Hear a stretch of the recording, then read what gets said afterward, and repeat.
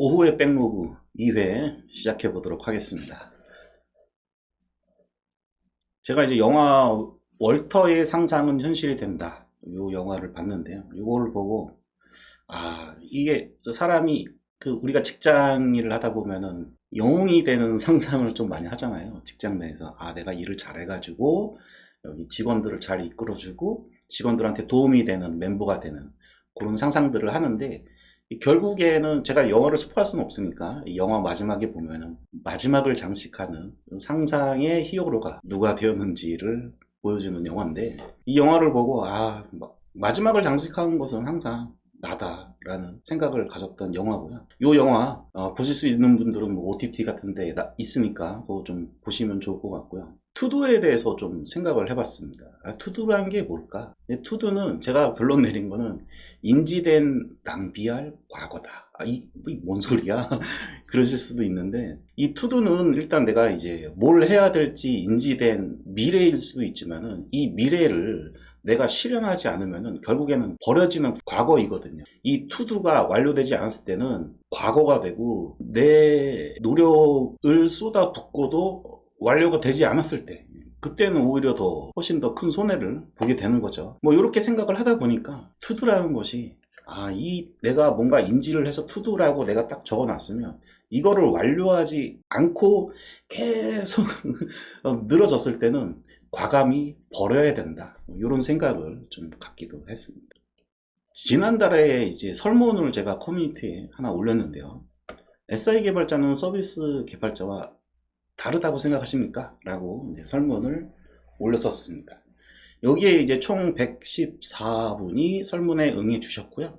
조사 기간은 이제 2023년 12월 31일부터 24년 1월 30일까지의 결과를 제가 쭉 적어놨습니다. 결과는 이제 다르다가 30%, 원론적으로는 이게 설문 내용 자체가 제가 잘못했군요. 원론적으로는 다르지만 그래도 다르다. 결국엔 다르다는 얘기죠. 기타 의견 10% 정도 이렇게 나오는데, 대부분은 그냥 다르다라고 생각을 하신 것 같아요. 제가 이제 이 설문을 조금 이렇게 꼬아서 설문 내용을 넣었는데, 여기 가만히 보시면 전부 다 다르다라는 항목밖에 없죠. 결국에는 다르지 않다라는 항목을 좀 제가 일부러 의도적으로 뺐던 부분이 있었어요. 여기 기타 의견이 있기 때문에 다르지 않다라고 생각하시는 분들에 대해서 분들이 댓글로 좀 뭔가 다르지 않다라는 부분을 달아주셨으면 했는데, 그 부분이 의도했던 대로 좀 안 됐던 것 같고, 어쨌든 대부분의 이제 개발자분들은 저희 채널에 들어오시는 분들이 이제 30대 전후반이 50%고, 그 다음에 한 40% 정도가 40대 전후반에, 또 이제 여기 좀 나눠져 있어요. 이렇게 초급 개발자, 초중급 개발자분들이랑 고급 개발자. 여기서 얘기하는 이제 초중급 고급의 구분은 경력 연차를 얘기하는 거니까 실력하고는 상관이 없다 라고 생각을 하시고요. 어쨌든 40대 전후, 그 다음에 50대 전후의 개발자분들도 굉장히 많이 보는 채널이거든요.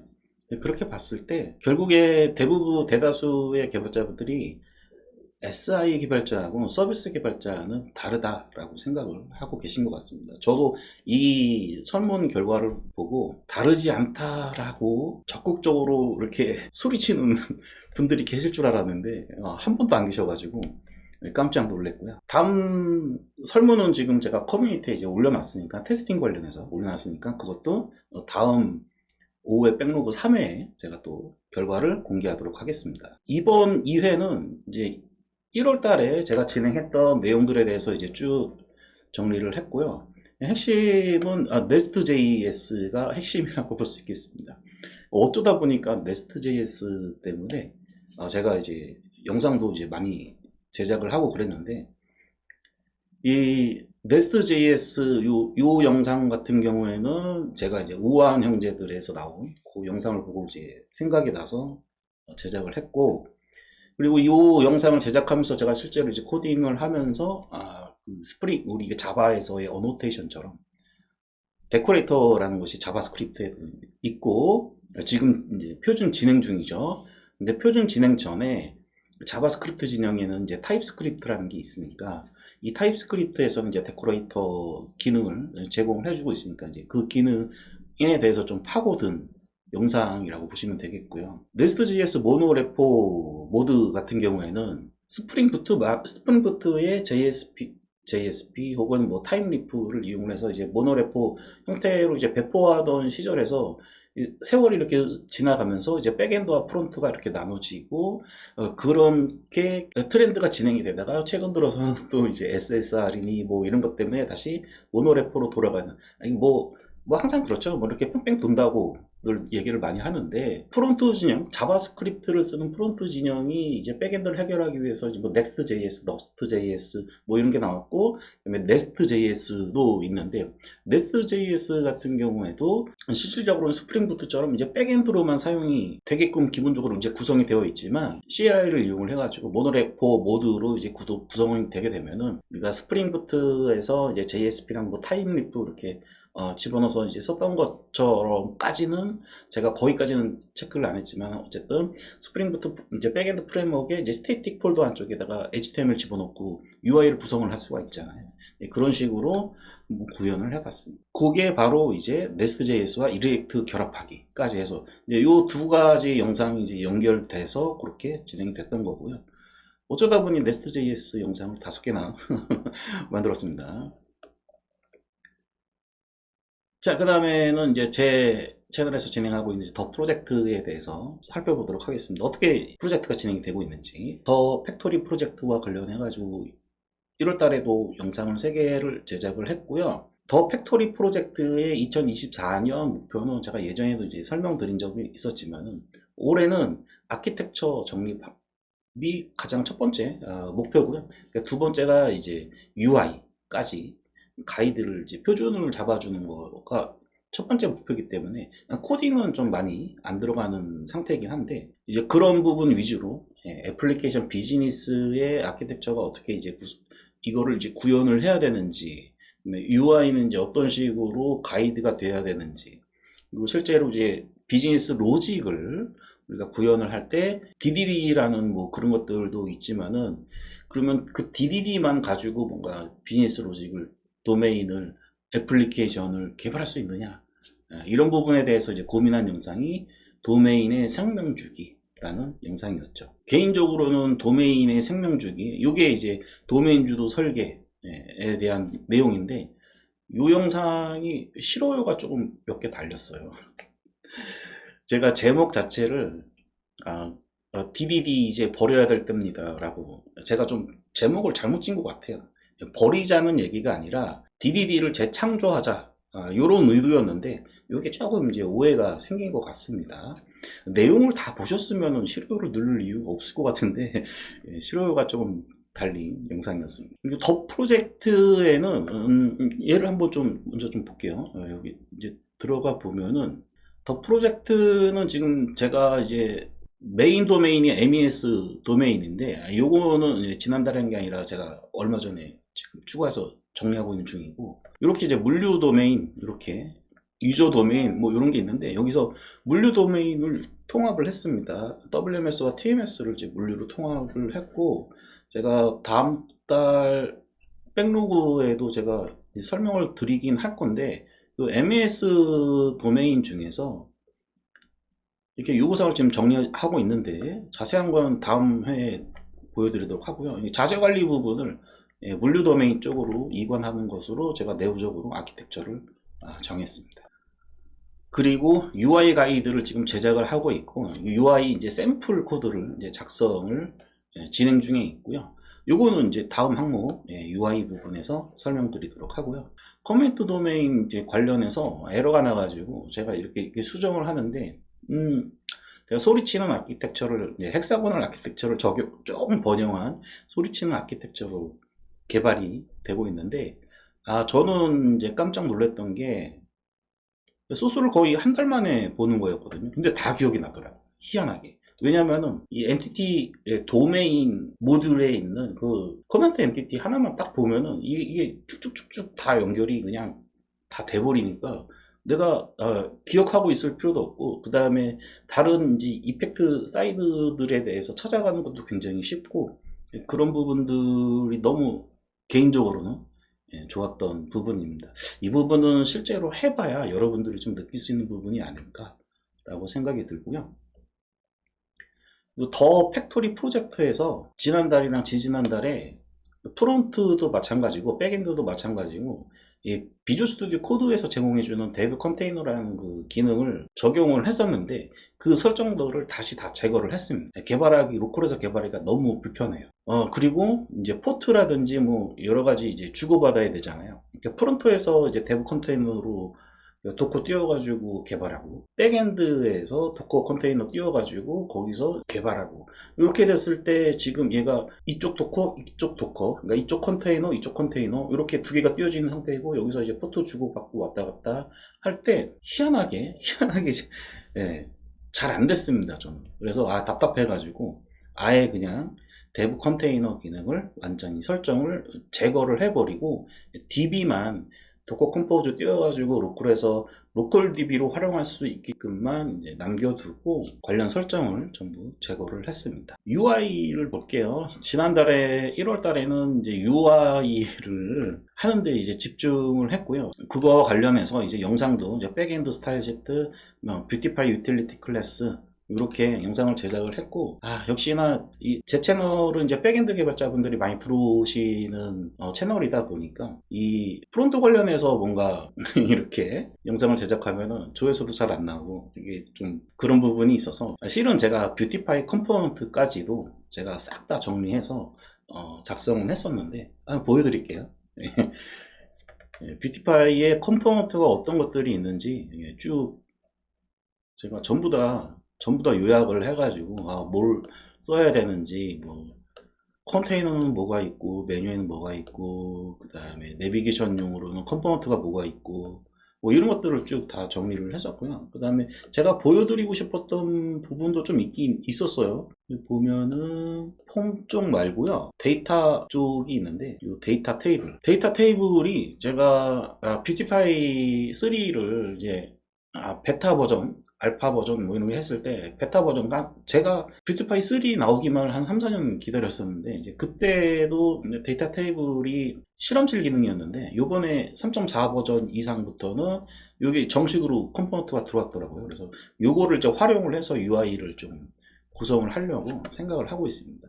요 내용은 뭐 미처 영상으로 제작하지는 못했지만은 블로그에 제가 올려놨습니다. 그래서 제 블로그에 가면은 요 컴포넌트 목록과 설명에 대한 부분들을 전부 다 보실 수가 있고요. 링크는 제가 설명란에 전부 다 올려드릴 겁니다. UI를 이제 공부를 하면서 솔직히 좀 힘들었어요. 너무 힘들어가지고 마디아님 디자인 뭐 그것도 영상도 뭐 거의 제가 볼 때는 한 수십 시간 본 것 같은데 수십 시간 반복해서 그러면서 이제 UI에 도움이 되는 팁이라고 나름대로 이렇게 정리도 한번 해보고 쭉 정리도 해보고 뭐 그리드가 뭔지 뭐 이런 것들에 대해서도 좀 쭉 공부했고 지마켓 쪽도 이렇게 가이드 된 게 있더라고요. 이런 것도 이제 분석을 해보고 이렇게 공부를 좀 했었고 로컬 개발 시 이제 CORS를 해결하는 근본적인 이유와 원인과 방법, 해결 방법도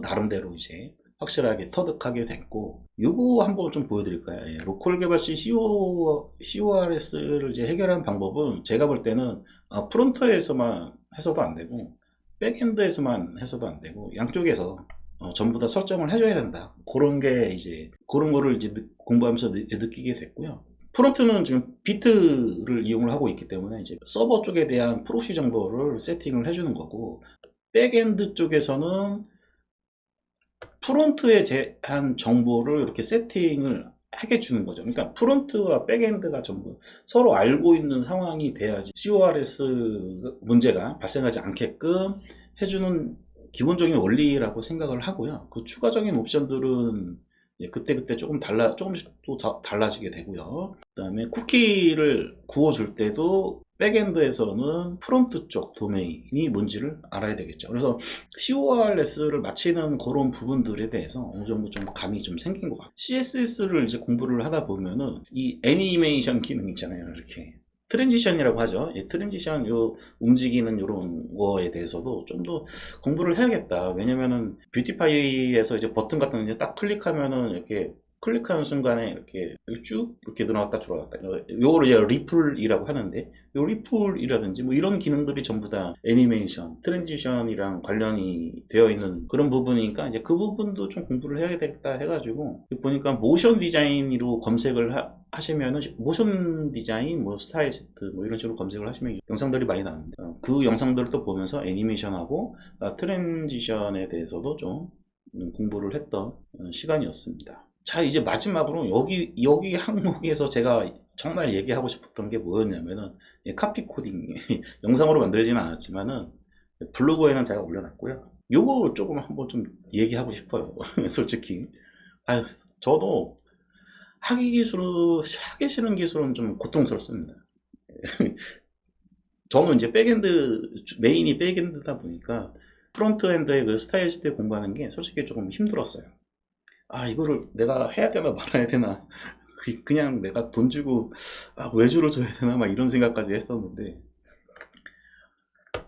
그렇죠. 예, 하기 싫은 기술은 일단은 뭐 어디서부터 시작해야 될지도 모르겠고, 제가 이제 뷰티파이를 이제 1월 달에 이렇게 쭉 스타일 시트와 레이아웃 뭐 짜는 거, 그다음에 뷰티파이의 유틸리티 클래스, 컴포넌트 이런 부분들을 이제 쭉 공부를 하다 보니까 이제는 처음 접하는 기술이 있었을 때 어떻게 그 기술에 대한 나의 숙련도를 높일 수 있을 것인지 조금 이제 좀 알게 된 것 같습니다. 그래서 제가 이제 좀 느낀 게 코딩 하는 거는 이제 메모하는 것과 거의 같다라는 좀 생각이 들었고요. 제 채널의 영상에 김육환 교수님이 참 자주 나오죠. 예, 메모 때문에 얘기가 많이 나오는데, 그래서 코딩 하는 것과 메모하는 것은 거의 동일하다고 지금 제가 느끼고 있기 때문에 여러분들도 메모하는 법에 대해서 조금 더 깊게 팔 필요가 있지 않을까. 메모를 하실 때 제가 추천드리는 툴은 옵시디안. 예, 노션도 좋지만 노션은 조금 더 이제 잘 쓰게 됐을 때 사용하시면 되고요. 옵시디안을 가지고 계속 노트를 작성을 하시다 보면 어느 순간에 감이 오실 겁니다. 그러다 보면은 이 코딩 하는 것이 메모하는 것과 다를 바가 없다 라고 느끼실 것 같습니다. 자, 그래서 이제 새로운 기술들을 내가 이제 숙지를 하고 숙련도를 올리기 위한 방법을 좀 생각을 해봤는데, 처음에는 Getting Started 메뉴부터 시작을 하면 됩니다. 그러면은 보통 시작하기 이런 튜토리얼이라고 보시면 되겠죠. 이런 튜토리얼 같은 거를 보면은 기본적으로 이제 설치는 어떻게 하고 간단하게 이제 설정은 어떻게 하고 아주 간단한 예제가 나오게 되죠. 우리가 자바나 자바스크립트 배울 때처럼 헬로 월드 하나 찍는 거로는 끝나지 않고 조금 더 긴 간단한 예제가 나오게 되고, 그 아래쪽이 더 중요해요. 기본 예제 밑에 항상 보니까 주의사항, 조심해야 될 사항 뭐 이런 것들이 들어가더라고요.